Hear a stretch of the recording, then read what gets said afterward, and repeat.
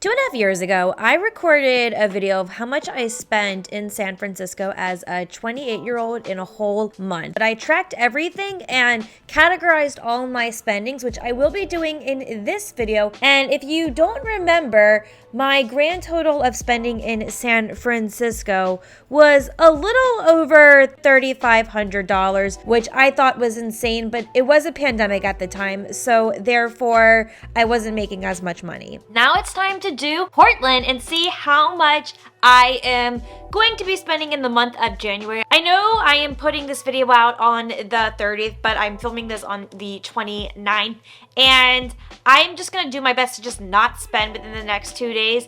But I feel like it still won't make that much of a difference. So comment down below if you think I'm gonna spend more than I did in San Francisco or less than I did in San Francisco. And then watch to the end to see how much I have spent in a whole month living in Portland as a 31-year-old. And don't forget to subscribe to the channel and join the Kiddo Squad so you don't miss any of my content. Let's talk about my fixed expenses for every single month. So these are the same things that I pay every single month, and those prices don't change. I will start off by talking about rent. So my base rent is $13.28, and my bills are included in that since my apartment complex pays for that, and then they charge me how much I have used. So for this month, I paid $13.74, which include water, sewage, and trash.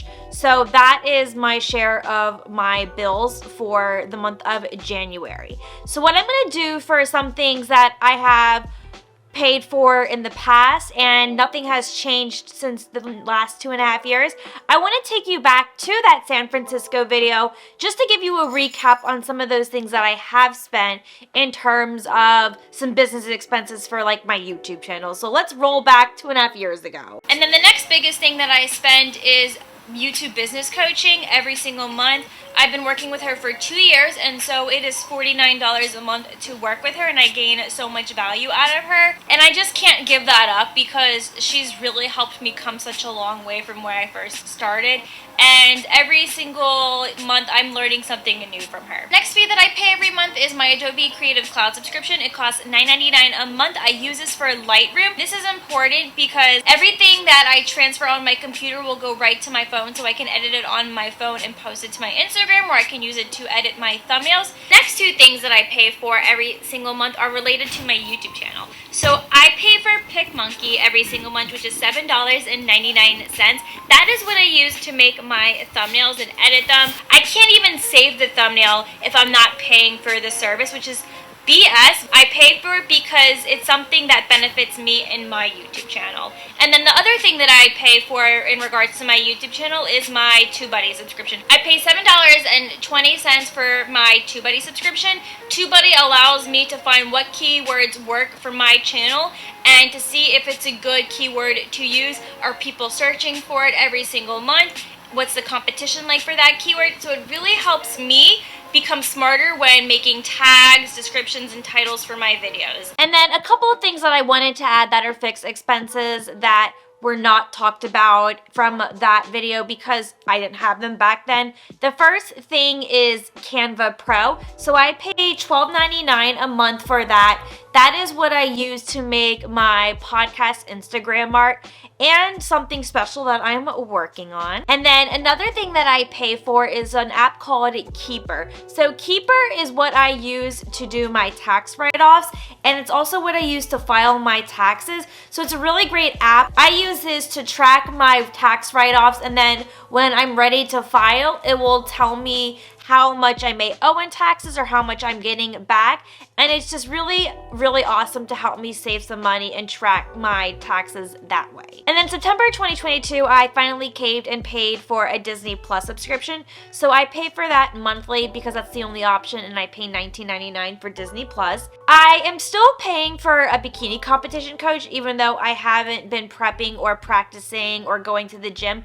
But I'm on a holding fee right now, so that costs $50. And I do intend on going back, so it helps me like not completely cancel my membership with Fit Body Fusion. So I intend to go back to that later on this year, and that will obviously probably turn back to $250 again. but right now it's a holding fee. I know it may sound like a bit of a waste of money, but it's fine for me, and I want to keep it because I don't want to lose all the stuff that I have now. And then the last thing is my internet bill. I pay $67 with Comcast. So in total for all of my fixed expenses, I pay $1,624.16 for all of those fixed expenses. So that is what I am paying every single month. But keep in mind that will fluctuate a little bit just because of the bills. But for the most part, it's pretty accurate. This is the bills and utilities category. So one thing that I did pay for was a Venmo payment to a friend. I don't even remember what it was for, but it was $36. And then I paid my friend Ryan back our Darcel's New Year's Eve tickets since he bought them, and I owed him $50, and he prefers PayPal over Venmo, so I paid him through PayPal. I also made my credit card payments. In my last video, I didn't talk about credit card payments or any loans, but for this video, I decided let's be a little bit more transparent and include it. So for credit cards, I paid $1,555.75, which was a lot of money. And then I had a low payment of $356.85. I also got a new iPhone over the summer, and I decided to do the Citizens Loan program again, but this time I only pay $24.95, and a lot of it's paid off already, so that's really refreshing.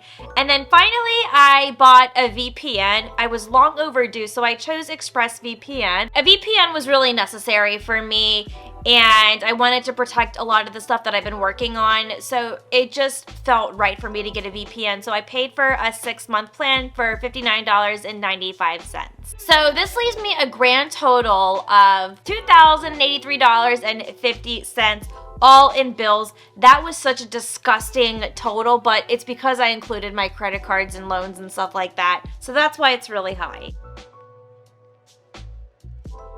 Let's talk about shopping, because this one I'm not very proud of, but I'm gonna be honest with you, it kind of does accurately reflect my spending habits pretty often within a month. So let's start off with Amazon. I really overdid it with Amazon orders this month. I ordered from Amazon 16 times, which led me to spend $616.79. which is a lot of money for a bunch of Amazon orders. And then I went to Powell's recently with a friend. I bought a couple of books and I spent $43.96 there. And then I did a Sally Beauty order. I think I ordered like eyelash stuff, and I spent $23.43 there. And then I had to kind of touch up my hair. So normally I order Manic Panic, and that's the kind of hair color that I use for my hair.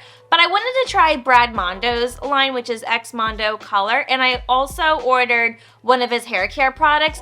So I spent a total of $75.98, and I loved those products, by the way, and my hair looks really nice. Definitely recommend. And then finally, I went to New Renaissance Books, and I got a couple of spiritual goodies, and so I spent $109.04 over there. So that leaves me a grand total of $870.10. So I really overdid it with shopping this month, but it is kind of accurate with how much I do spend in a month. Maybe not as many Amazon orders, but I do order from Amazon quite a lot.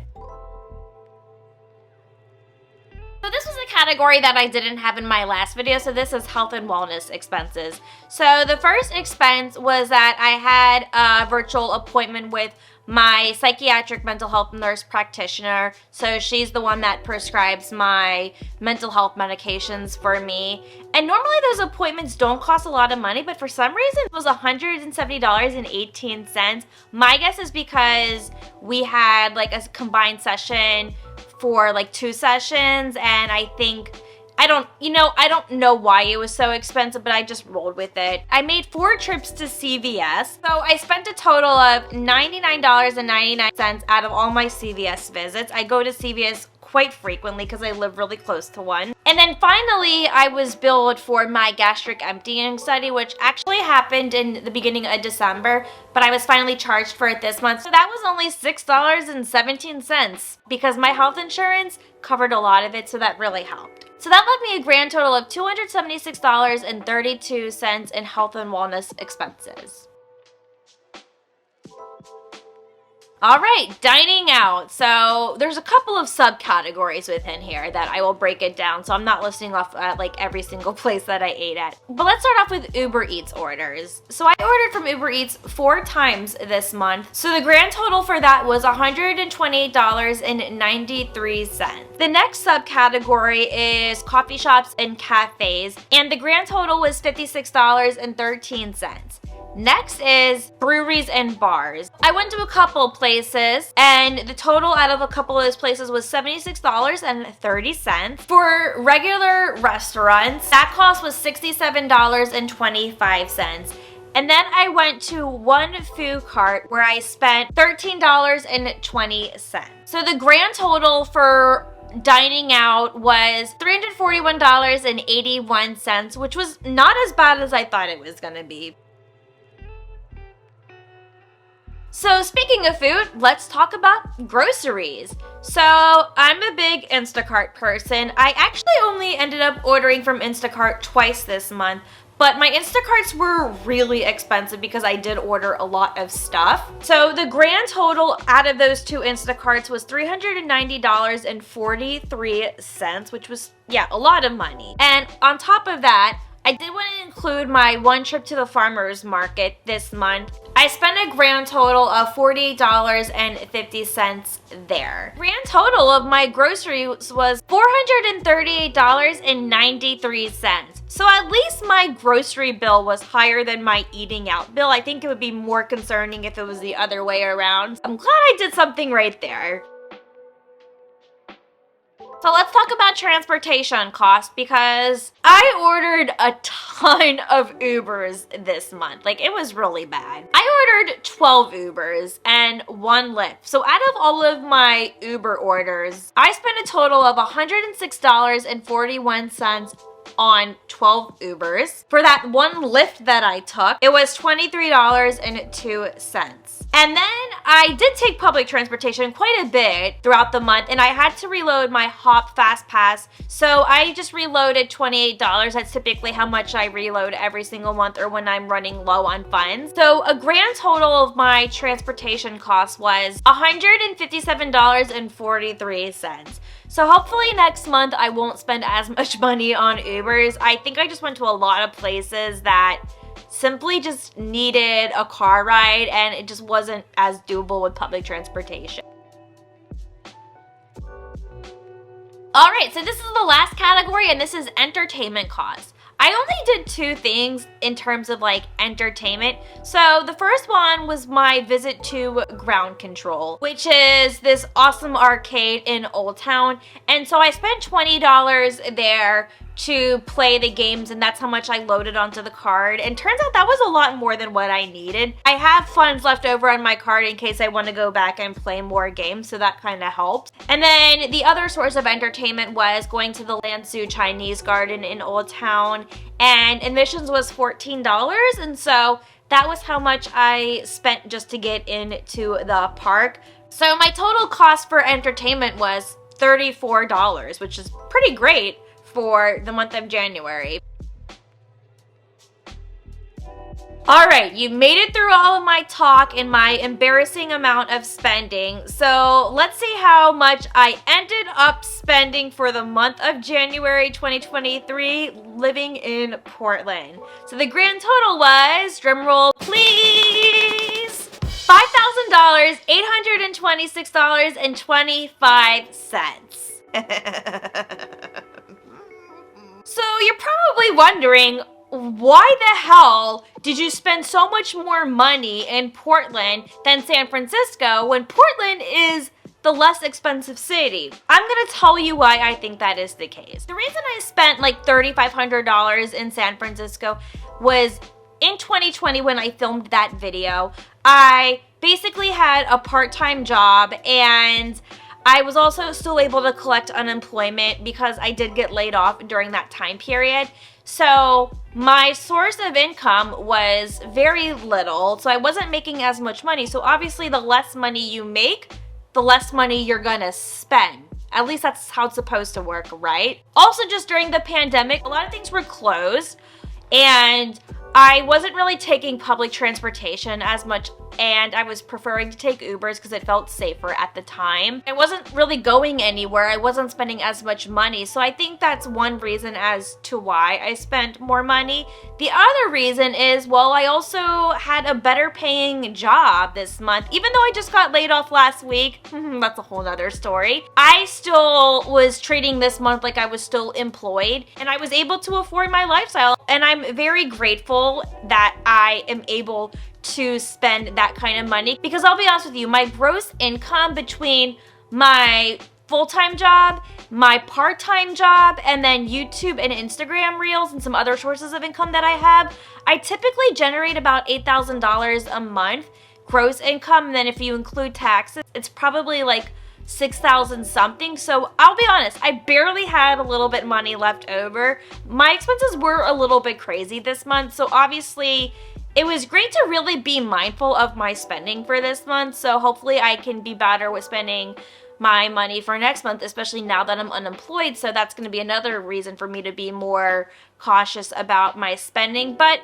yep, that's basically how I was able to do it. Did you guess correctly? Did you guess that I was gonna spend more? Comment down below and let me know. And if you liked this video, make sure you do give it a thumbs up, and I'll see you in my next video.